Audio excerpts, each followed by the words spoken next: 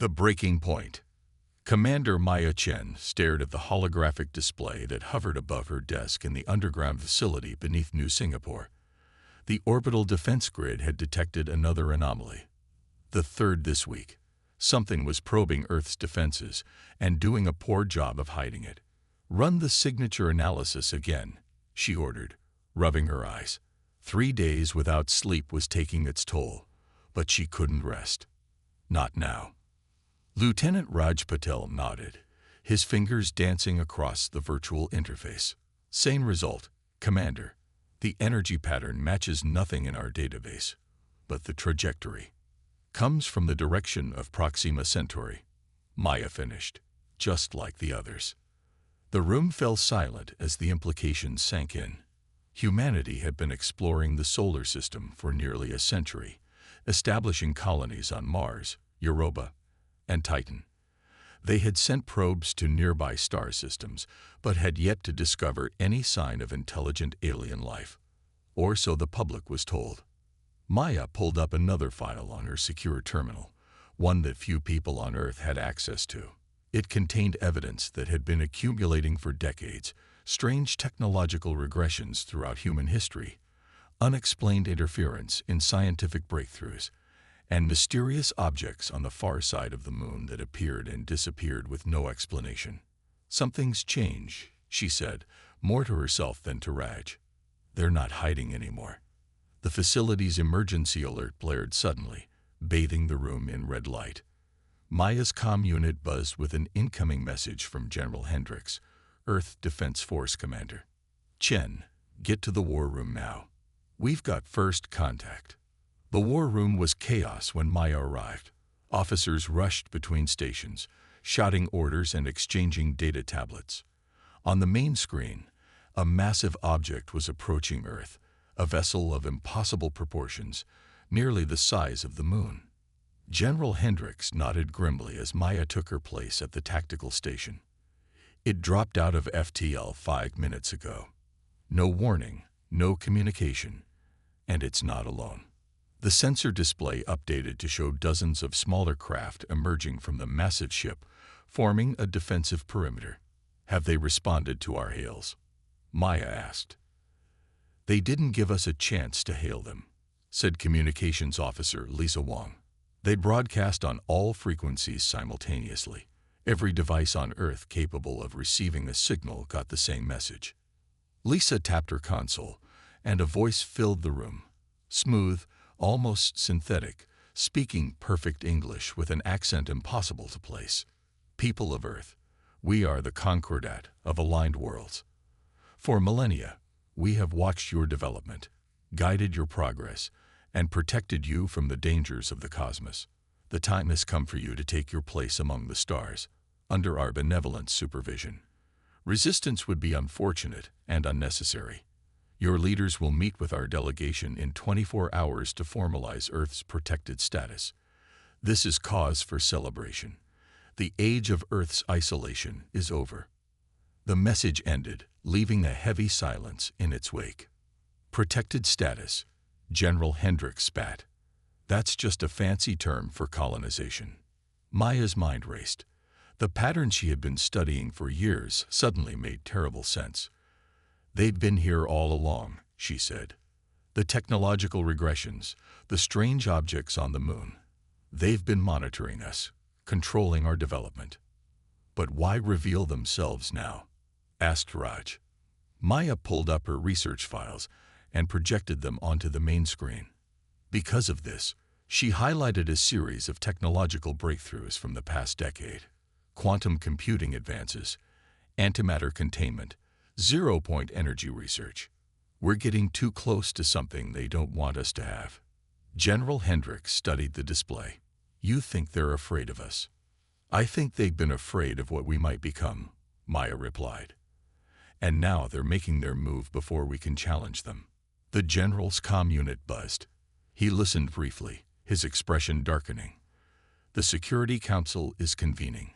They're considering accepting the Concordat's terms." Maya couldn't believe what she was hearing. "They can't be serious. We'd be surrendering our sovereignty." "They're terrified," Hendricks said. And maybe with good reason. Look at that ship. What chance do we have against technology like that? Maya glanced at the tactical display, at the massive alien vessel hanging in orbit like a sword over humanity's head. Then her eyes caught something, a pattern in the energy readings from the smaller ships. "Raj, isolate the power signatures from the escort vessels," she ordered. Raj quickly complied, and Maya studied the results. "There's something strange here. The mothership is incredible technology, but these smaller craft, their shielding patterns are surprisingly inefficient." She worked the problem in her head, running calculations and comparing the data to Earth's own technological capabilities. "General, I need to speak with Dr. Ishikawa at Quantum Defense immediately." "Why?" Hendricks asked. Maya's eyes gleamed with the first spark of hope she'd felt since the aliens arrived. "Because I think he's already built something that could punch through those shields." Within hours, Maya had assembled a small team of Earth's brightest minds in a secure conference room deep beneath the facility. Dr. Kenzo Ishikawa, the foremost expert on quantum field manipulation, studied the data Maya had compiled. "It's possible," he said finally. "Their shield configuration resonates at frequencies our key disruptors could potentially destabilize. But we only have 5 prototype units, and they're untested in combat conditions." Maya nodded. "We need more than just a way to penetrate their shields. We need a complete plan." Colonel Sarah Wu, commander of Earth's small but advanced space fleet, stepped forward. "What about the Phantom Project?" General Hendricks frowned. "That's still highly experimental. So is surrendering to an alien species we know nothing about," Sarah countered. "The Phantoms are ready. My pilots have been training on the simulators for months." Maya looked at the tactical hologram floating above the table, showing Earth, the alien mothership, and the escort vessels. "How many could we deploy?" 53, Sarah replied.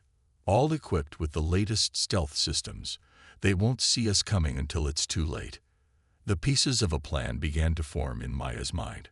"Dr. Ishikawa, if we equipped the Phantoms with your Q disruptors, we'd need to miniaturize them," he said, already working through the problem.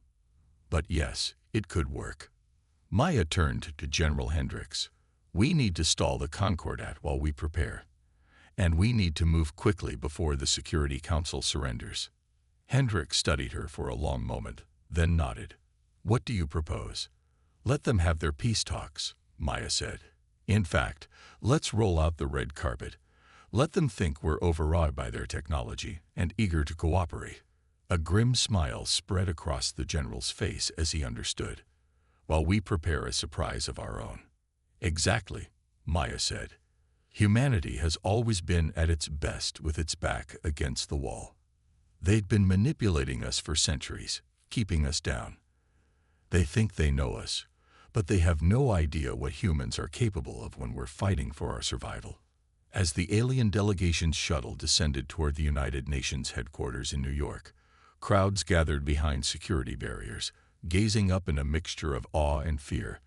The shuttle itself was a marvel of engineering, sleek, silent, and surrounded by a faint blue aura that seemed to distort the air around it. Inside the General Assembly chamber, Maya stood at attention beside General Hendricks and the Secretary General. They had less than 12 hours to implement their plan, and everything depended on what happened in this meeting. The chamber doors swung open, and the alien delegation entered. Their leader walked with graceful confidence, tall and humanoid, but with iridescent blue skin and eyes that seemed to shift colors as they moved. 4 others followed, each slightly different in appearance, but all carrying themselves with the same air of superiority. The Secretary General stepped forward. "On behalf of the people of Earth, I welcome you." The alien leader inclined his head slightly. "I am High Commander Vexillar of the Concordat. We are pleased by your wisdom in accepting our protection. The transition need not be difficult." Maya fought to keep her expression neutral as she studied the aliens. Their translator technology was flawless. No delay, no mechanical quality to their speech. How long had they been studying humanity to achieve such perfection? The Secretary General gestured toward the conference table. Please, let us discuss the terms of this new relationship. As the diplomats took their seats, Maya caught Raj's subtle nod from across the room. The signal was clear. Preparations were proceeding. Now they just needed to buy time. Vexillar placed a small device on the table, which projected a holographic document into the air. The terms are quite straightforward. Earth will be designated a protected world under Concordat supervision. Your military capabilities will be limited to defensive planetary operations. All space-based weapons systems will be decommissioned. In exchange, we will share certain technologies and protect Earth from external threats. And if we find these terms unacceptable, the Secretary General asked. Vexillar's expression didn't change, but the temperature in the room seemed to drop. There is no alternative. The Concordat has maintained peace in this sector for 50,000 years. We do not permit exceptions. Maya stepped forward. Commander, if I may ask, why now? If you've been watching us for so long, why reveal yourselves at this moment? The alien's shifting eyes settled on her, and Maya felt as if she were being dissected. Your species has reached a critical juncture. Your development has become unpredictable. The safety of the galactic community requires intervention before you advance further. You mean you're afraid of what we might become? Maya said, the words slipping out before she could stop them. A ripple of tension passed through the alien delegation. Vexillar's voice remained smooth, but there was a new edge to it. Fear is irrelevant. We have encountered many species at your stage of development. Some cooperate and flourish under our guidance. Others do not. The implication hung in the air. Maya glanced at her communicator, checking the time. Just a few more hours needed. The Secretary General cleared his throat. Perhaps we could discuss these terms in more detail. For instance, what specific technologies would you be willing to share? As the diplomatic dance continued, Maya received a message from Colonel Wu. Phantoms deployed, awaiting your signal. It was time. Maya caught General Hendrick's eye and gave a subtle nod. He stood abruptly. High Commander, before we proceed further, I believe a demonstration of Earth's commitment would be appropriate. We've prepared a special presentation in your honor. Vexillar tilted his head curiously. A presentation? Yes, Maya said, stepping forward. After all, you've studied us for centuries.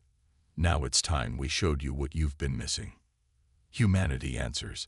Maya pressed a hidden button on her wrist communicator as she spoke. You see, High Commander, there's something you should understand about humans. We don't take kindly to being manipulated. Confusion flickered across Vexillar's alien features. I don't understand the relevance of this statement to our negotiations. General Hendrick smiled grimly. It's relevant because these aren't negotiations. They're a distraction. The chamber's lights flickered momentarily as Maya's signal activated the quantum pulse generator hidden beneath the building, a non-lethal but highly effective device designed to temporarily disrupt the aliens' communications. Vexillar's translator device sputtered and died.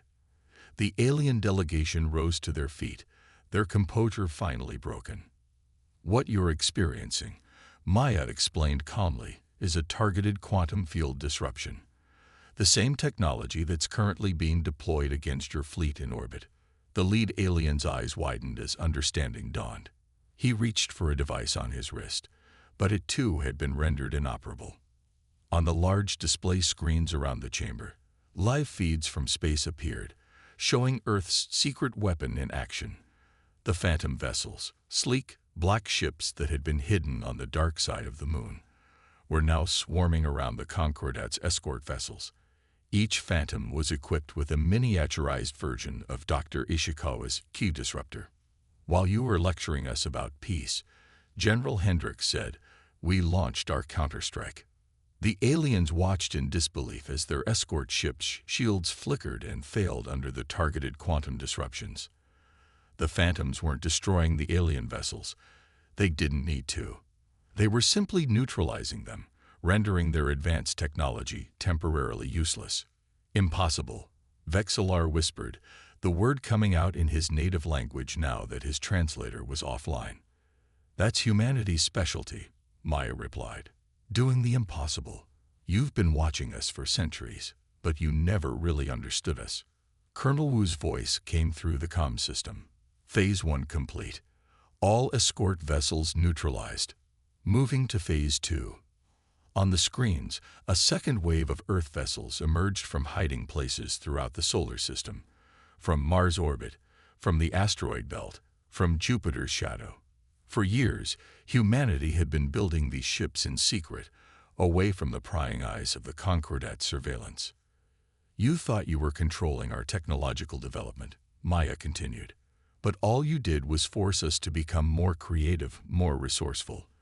We knew something was interfering with our progress, so we adapted. We took different paths than you expected." The Secretary General stepped forward. "We aren't defenseless, High Commander. And we aren't asking for your protection. What we're offering now is a choice." The Phantom Fleet surrounded the massive Concordat mothership, but didn't attack. Instead, they formed a perimeter, a show of force rather than aggression. One of the alien delegation managed to repair his translator device. "This is madness. You cannot hope to defeat the full might of the Concordat." "Perhaps not," General Hendricks acknowledged. "But we can ensure that subjugating Earth would cost you more than it's worth." Maya activated a holographic display of her own, showing the data she had compiled over years of research. "We've identified 17 of your monitoring stations throughout our solar system. We've mapped the quantum resonance patterns of your shield technology. And we've developed countermeasures that you never anticipated." She stepped closer to Vexillar. "You've been so focused on controlling our development that you never considered we might develop technologies you hadn't thought of. Our approach to quantum physics is fundamentally different from yours, because we had to find our own path when the obvious routes were mysteriously blocked." Understanding dawned in the alien commander's eyes. "The phase barrier theory. Your scientists were pursuing it despite our interventions." "And succeeded," Maya confirmed. "Dr. Ishikawa's key disruptors are just the beginning. We have an entire branch of technology that you've never seen before because you didn't believe it was possible." In space, the standoff continued. Earth's fleet wasn't attacking, merely demonstrating that they could. A show of strength and resolve that the aliens had never expected from a primitive species. Vexillar studied Maya with new eyes. "What do you want?" "A real negotiation," the Secretary General replied. "As equals, not as masters and subjects." The alien commander was silent for a long moment, calculating, reassessing. "The Concordat has never negotiated with a pre-integration species. Then perhaps it's time for the Concordat to evolve," Maya suggested, "just as humanity has." Hours later, after tense discussions and multiple communications with the Concordat leadership, a new agreement began to take shape. Earth would maintain its independence while opening diplomatic relations with the galactic community. Limited technology exchanges would be permitted, with safeguards on both sides. As the final details were being worked out, Vexillar approached Maya in a quiet corner of the chamber. "You took an enormous risk," the alien said. "If your plan had failed, your world might have been destroyed." Maya met his gaze steadily. "That's another thing you should understand about humans. We'll risk everything for our freedom. This quality makes your species unpredictable." "Good," Maya replied. "Maybe unpredictability is exactly what the galaxy needs." Vexillar studied her with those shifting, iridescent eyes. "There is something I must ask. How did you know? About our presence, our interference?" Maya smiled slightly. "We didn't, not with certainty. But throughout our history, whenever humanity seemed on the verge of a great leap forward, something always held us back. Natural disasters in key research locations, sudden deaths of brilliant scientists, political conflicts that diverted resources away from promising technologies." She gestured to her data files. "The pattern was there, if you knew how to look for it. Too many coincidences, too many setbacks that benefited no one on Earth, but served perfectly to keep us contained." Most species never notice, Vexillar admitted. They accept the limitations we impose, never questioning why certain technologies remain just out of reach. That's the difference between them and us, Maya said. Humans don't accept limitations. We challenge them. We find workarounds. When you block the front door, we build a back door. The alien commander was silent for a moment. The Concordat has existed for 50,000 years without serious challenge. Yet in less than a century of knowing about our existence, your species has forced us to reconsider our most fundamental policies. Maybe that's why you were so afraid of us, Maya suggested. Not because of what weapons we might build, but because we represent change. Vexillar didn't confirm or deny this, but his silence was answer enough. 6 months later, Maya stood on the observation deck of the newly commissioned Earth diplomatic vessel Defiance, watching as they approached the massive Concordat Central Station. As Earth's military liaison to the new diplomatic mission, she would be among the first humans to see the heart of galactic civilization. Raj joined her at the viewport. Hard to believe we're here. A year ago, we didn't even have confirmation that aliens existed. And now we're forcing them to rewrite their rulebook, Maya said with a small smile. The Concordat station grew larger in the viewport, a stunning structure of impossible scale and beauty. But Maya wasn't intimidated. Humanity had earned its place here not through submission, but through courage and ingenuity. They still don't fully understand us, Raj observed. The Concordat. They keep trying to categorize humans according to their existing models, and we keep defying their expectations. Good, Maya replied. Let's keep it that way. As the Defiance docked with the station, Maya thought about the long journey ahead. Earth was taking its first steps into a much larger universe, not as subjects or dependents, but as equals. The road wouldn't be easy, and the Concordat wouldn't change overnight, but humanity had proven it wouldn't be controlled or contained. The aliens had pleaded for peace talks, offering protection in exchange for submission. But Earth had nothing left to say to would-be conquerors. Instead, humanity had answered with action, demonstrating that they would forge their own destiny among the stars. And that answer had changed everything. The airlock doors began to open, revealing the Concordat welcoming committee waiting beyond. Maya straightened her uniform and stepped forward to meet them, not as a supplicant, but as a representative of a species that had earned its right to stand tall in the cosmos. Behind her, Earth's delegation followed, ready to show the galaxy exactly what humanity was capable of.